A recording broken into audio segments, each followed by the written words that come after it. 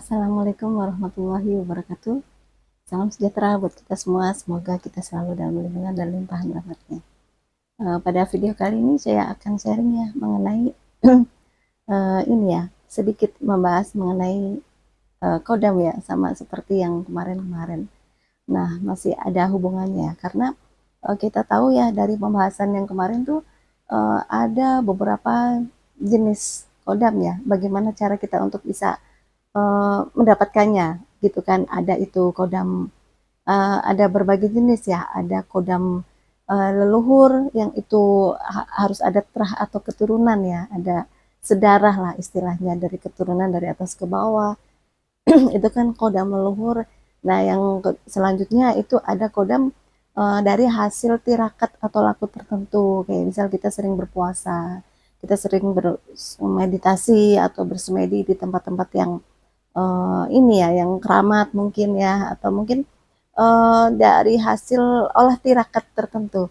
Nah itu kita bisa mendapatkan kodam.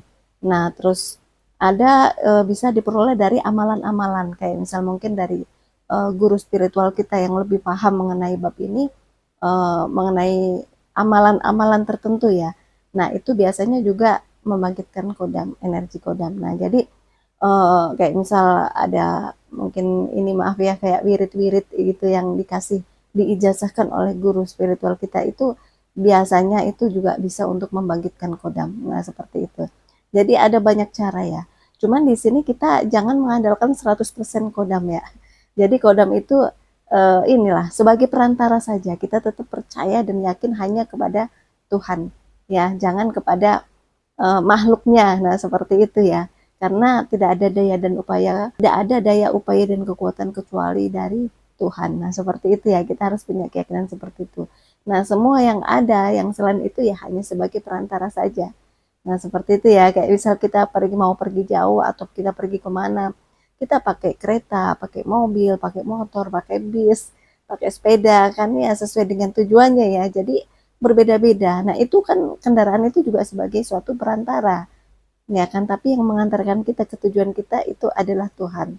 Nah jadi ini harus di dasar keyakinan kita itu harus kuat, iman kita. Nah seperti itu ya. Nah yang selanjutnya kodam itu kan banyak. Kalau kodam yang paling setia itu memang dari leluhur, dari terah. Kalau bukan keturunan itu nggak bisa, dan itu juga keturunan yang terpilih. Nah yang kita bahas di sini itu adalah merupakan bagaimana cara kodam itu untuk menjaga kita. Nah, tujuan kodam leluhur itu menitis atau mendampingi keturunannya. Itu salah satu tujuannya adalah supaya mereka bisa eksis. Jadi untuk menjaga tugasnya, untuk menjaga keturunannya, ya kan, dari gangguan-gangguan atau ya dari dizolimi orang atau dijailin orang, dijahatin orang, atau diserang oleh orang. Jika keturunannya itu di pihak yang benar, maka kodam itu akan secara otomatis akan menjaga dan melindunginya. Nah itu salah satu ya, kodam leluhur itu ini mendampingi keturunannya, jadi supaya eksis. Nah, yang kedua supaya diakui keberadaannya, ya keberadaannya bahwa dahulunya kodam tersebut itu mendampingi para leluhur kita. Jadi dekat dengan para leluhur kita yang sudah almarhum. Nah supaya diakui keberadaannya oleh keturunannya, maka tugasnya itu akan menjaga, melindungi ini keturunannya yang terpilih. Nah seperti itu, untuk supaya eksis kembali, eksistensinya itu ada dan diakui. Nah seperti itu ya. Jadi salah satu cara kerja untuk melindungi kita ya, melindungi keturunannya yang terpilih ini, kita bahas kodam leluhur ya. Nah itu ada beberapa cara, terutama ini kita bahas sebagian kecil saja ya, jadi beberapa saja, nggak semuanya. Jadi itu salah satunya, kalau kita dijailin orang, kita dijahati orang, kita difitnah orang, itu mereka ya, kodam leluhur kita itu akan menjaga kita. Nah seperti itu. Nah bagaimana cara ininya, cara kerjanya untuk menjaga dan melindungi kita? Nah, itu ada beberapa cara, ya tergantung. Kayak kemarin kan kita bahas kodam itu bisa menyatu, ada yang di luar diri kita, ada yang jauh hanya memantau saja dari jarak jauh, ya. Ada mendampingi kita tapi dari jarak jauh, hanya memantau saja, kecuali ada kepentingan yang urgent, nah baru mendekat. Ada yang di samping kita, di dekat kita, kanan kiri kita, sekitar kita, tetapi belum menyatu dengan diri kita, ya kan? Jadi ada juga yang sudah menyatu menjadi satu masuk ke dalam diri kita. Nah itu ada beberapa jenis ya. Nah itu juga faktornya berbeda-beda, alasan-alasan atau penyebabnya kodam itu belum bisa menyatu dengan diri kita, itu ada banyak faktor atau banyak hal yang mempengaruhinya. Nah, di sini kita bahas yang bagaimana cara kodam itu menjaga diri kita. Salah satunya jika kita dijahatin sama orang. Nah, ini ada beberapa jenis juga. Ya, jadi kayak misal nih, kita di posisi yang baik nih, yang benar. Kita difitnah orang, kita dijahatin orang, kita dijahilin orang. Ya, kita di emosi, marah dengan orang lain kayak gitu kan, tapi kita dipancing dulu. Nah jadi bukan kita yang mendahului tapi mereka yang mendahului, istilahnya mengawali, membuat kita emosi lah seperti itu kan. Biasanya ada orang yang jahil atau yang iseng ya, karena memang mereka udah kerjaannya seperti itu. Nah jadi ada beberapa hal ya itu, mereka itu bisa secara otomatis menyerang ya, atau tujuannya nggak menyerang sih, cuma mengcover aja. Nah itu kan ada beberapa ini ya, beberapa jenis bagaimana cara kodam itu untuk menjaga kita. Nah kalau kita di saat situasi kita diserang atau kita dijahatin, dijailin sama orang lain ya, atau oleh musuh kita, itu mereka akan menjaga kita.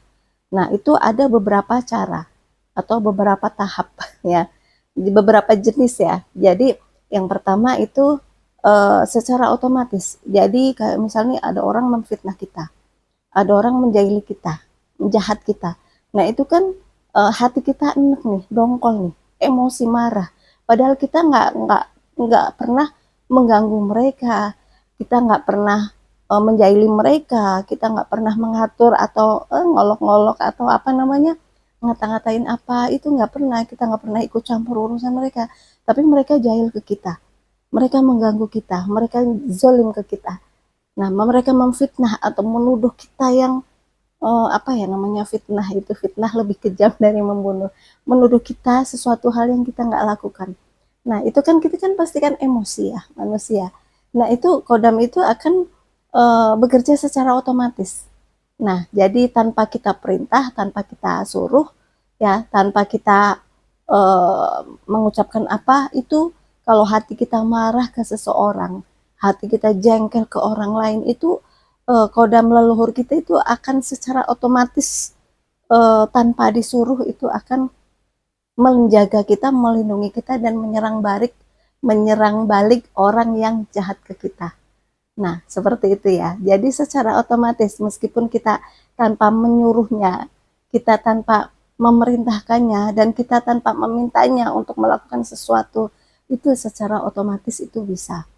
Ya, entah itu mungkin orang tersebut ya pokoknya inilah banyak bisa mungkin pikirannya jadi nggak fokus, atau mungkin keluarganya, rumah tangganya jadi berantakan, atau mungkin bisa terkena suatu tersandung lah ya, tersandung oleh perbuatannya sendiri. Nah seperti itu ya, jadi bukan kita yang melakukan menyerang mereka, tapi kodam itu secara otomatis untuk menjaga dan melindungi kita itu menyerang balik ke mereka. Karena apa? Karena dari hasil perbuatan mereka sendiri yang memulai. Nah itu tanpa kita suruh, itu secara otomatis. Nah itu bisa yang pertama. Nah yang selanjutnya, yang kedua, kita menyuruhnya dengan sengaja. Kayak misalnya kita disakitin orang, kita berantem sama orang, padahal kita di posisi yang benar ya, kita yang terzolimi, kita yang dijahatin sama mereka. Nah itu bisa kita perintah, eh, kayak misalnya nih kita ngomong, oh nanti ya kamu kalau kayak gitu, nanti di sana kamu akan mengalami kecelakaan, kamu akan mengalami musibah, entah itu musibah jatuh ya, kecelakaan atau musibah sakit atau musibah usahanya tersandung atau gimana, itu beraneka ragam. Kayak misal kita mengucapkan itu, secara otomatis eh, kodam itu akan mengerjakan tugasnya. Nah, langsung berangkat ke seseorang yang kita tuju. Nah, seperti itu ya. Ini yang kedua. Jadi secara diperintah. Jadi secara apa namanya? Disuruh lah, seperti itu, diperintah. Nah, yang ketiga itu kodam itu menjaga kita dan bisa melindungi dan menyerang balik orang yang menjahili kita, yang jahat ke kita. Itu dengan tidak sengaja. Jadi kita dalam artian begini, kita suatu saat nih kita dijahatin orang, kita difitnah sama orang. Ya, fitnah itu memang benar-benar kejam ya orang yang fitnah. Makanya kita jangan ini ya, jangan sampai ikutan seperti itu. Jadi memfitnah orang itu, misal kita difitnah sama orang lain, kita dijailin sama orang lain, kita dijahatin sama orang lain, kita dizalimi sama orang lain. Ya, kita kan merasa gondok dong ya, gondok, emosi, panas, dalam artian marah gitu. Meskipun marah setiap orang itu berbeda, tapi dalam hati kita marah saat kita mendengar hal-hal yang tidak enak, kayak misal kita difitnah, padahal itu nggak sesuai, bertolak belakang dari kenyataan. Ya kita difitnah, kita marah. Nah, itu dengan tidak sengaja ya, kita marah, emosi ke orang, ya pokoknya nanti uh, apa istilahnya, kita mengucapkan sesuatu, nah terus abis itu kita lupa, tapi kita nggak menyuruh kodam, kayak gitu, nggak menyuruh.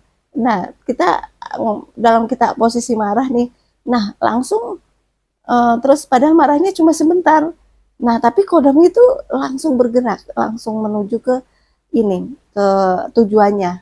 Jadi itu salah satu ya, beberapa di antaranya bagaimana cara kodam menjaga dan melindungi kita serta bisa menyerang balik orang yang jahat dan jahil ke kita. Ya, tapi kita di posisi yang benar gitu ya, jangan kita di posisi yang salah. Nah, dari uh, ada yang secara otomatis, kita nggak tanpa menyuruhnya, kita tanpa memerintahkannya, sudah otomatis bekerja. Ada yang dengan sengaja, ya, yang otomatis kan kita hanya di batin saja ya, nggak terucap dengan kata-kata. Ada yang kedua dengan sengaja, kita sengaja menyuruhnya atau memerintahkannya supaya si anu begini begini begini. Nah, kodam itu langsung ini nurut sama perintah kita, langsung mengerjakan tugasnya menuju ke orang yang tujuan yang kita suruh. Nah, yang kedua, yang tanpa sengaja kita dalam kondisi kesel, emosi, kita marah, tetapi habis itu kita reda. Nah, kita kalau orang emosi kan kita nggak sadar ya, nggak sengaja kita ngucapin hal-hal yang jelek gitu ke orang lain, yang terutama yang bikin kita emosi. Nah, itu kan kita nggak sengaja.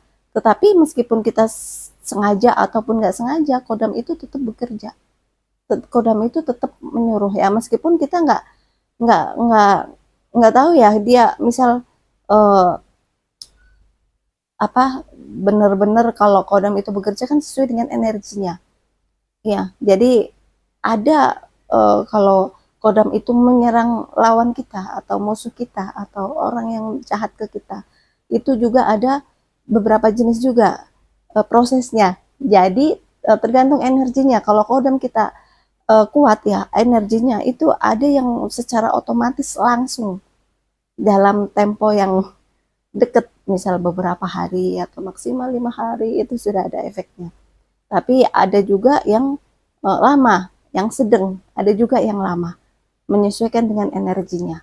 Tapi meskipun yang sedang atau yang lama, kayak misalnya hitungan sebulan, 2 bulan, atau mungkin 1 tahun, itu ini ya, meskipun menurut kita kalau kita suruh mereka untuk menyerang balik ke orang yang jahat ke kita ya, itu mereka apa namanya, mungkin menurut kita nggak ada efeknya, tetapi itu secara lambat laun nanti ada efeknya.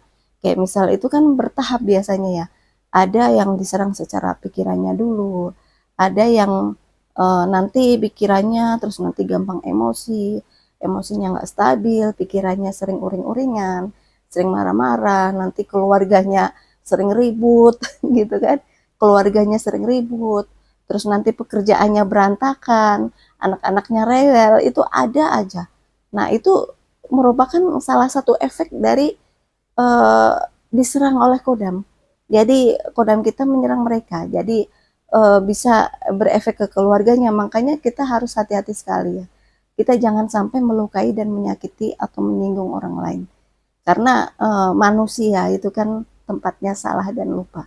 Nah, siapa tahu kita mengalami musibah, kita mengalami usaha, kita mengalami sesuatu hal yang tidak mengenakan itu adalah salah satu apa ya, doa tersandung oleh doa orang-orang yang kita sakiti. Ya, kayak misal sama aja kayak misal orang lain nih jahat ke kita, jahil ke kita, menyakiti kita. Nah, kita berdoa ya sama Allah dan Allah mengabulkan. Nah, jadi doa yang orang yang tersakiti dan teraniaya itu dikabulkan sama Allah. Ya kan, meskipun itu doa yang negatif. Ya, begitupun dengan kodam itu ya juga perantara juga ya, kekuatannya dari Allah juga, tapi itu perantara. Itu juga akan secara otomatis kalau yang dijaga atau yang didampingi itu mengalami suatu masalah atau dia disakiti orang atau dijahati orang atau diserang atau diincar oleh musuh atau diserang oleh musuh, baik itu secara fisik ataupun secara non fisik, secara halus ya, secara gaib, itu kodam itu akan secara otomatis menjaga dan melindungi kita. Nah, tapi di sini kita juga jangan, kodam itu juga sama seperti manusia. Ya, seperti manusia kayak kita-kita, kalau disuruh terus, diperintah, lama-lama juga capek. Lama-lama juga letih, ya kan? Apalagi kalau istirahatnya atau mungkin makanannya kurang seimbang ya. Ya, mereka marah juga bisa. Nah, nanti efeknya juga ke kita juga. Makanya kita nggak boleh, ya kalau bisa jangan apa-apa nyuruh apa-apa memerintah. Itu jangan ya.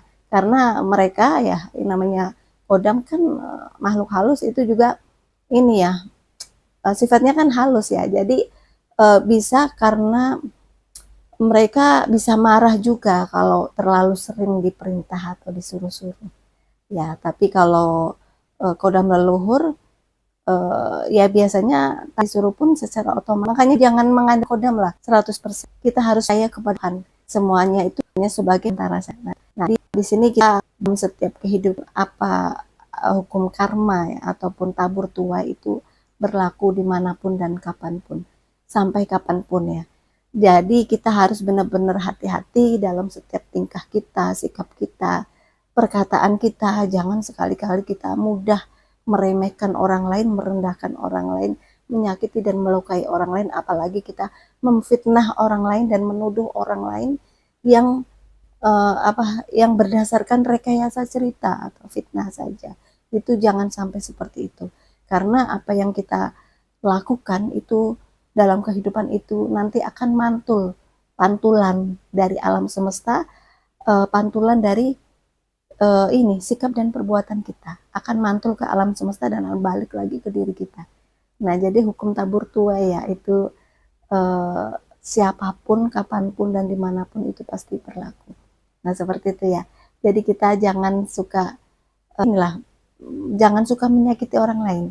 Nah, bisa saja nanti kita tersandung, kita mengalami musibah, kita mengalami kerugian, kita mengalami sakit, atau anak kita sakit, keluarga kita yang tidak mengenakan, itu merupakan hasil dari doa orang lain yang pernah kita sakiti. Itu karena kita tersandung doa orang lain yang mereka pernah kita sakiti. Nah, itu bisa sangat mungkin sekali ya dalam kehidupan ini. Makanya kita harus hati-hati sekali. Nah, jadi bahwa Allah kan juga ini ya, doa orang yang tersakiti itu diijabah, mudah dikabulkan sama Allah. Nah, seperti itu ya. Jadi mungkin sementara itu ya yang saya sampaikan pada video kali ini, semoga bisa bermanfaat buat kita semua. Jadi di sini kita harus bisa ya mendasari atau kita berkeyakinan bahwa segala sesuatu itu dari Tuhan ya, bukan dari makhluknya. Makhluknya itu, makhluk Allah itu makhluk ciptaan Allah, baik itu yang nyata, yang fisik, manusia, hewan, tumbuhan, ataupun yang non fisik, yang sifatnya gaib atau halus, itu merupakan makhluk ciptaan Tuhan dan itu merupakan suatu perantara saja. Ya, seperti itu ya. Semua kekuatan dan daya upaya itu hanya dari Tuhan ya. Kita harus berlandaskan itu ya. Nah, mungkin sementara itu yang saya sampaikan. Semoga bermanfaat. Sampai ketemu di video-video yang selanjutnya. Wassalamualaikum warahmatullahi wabarakatuh.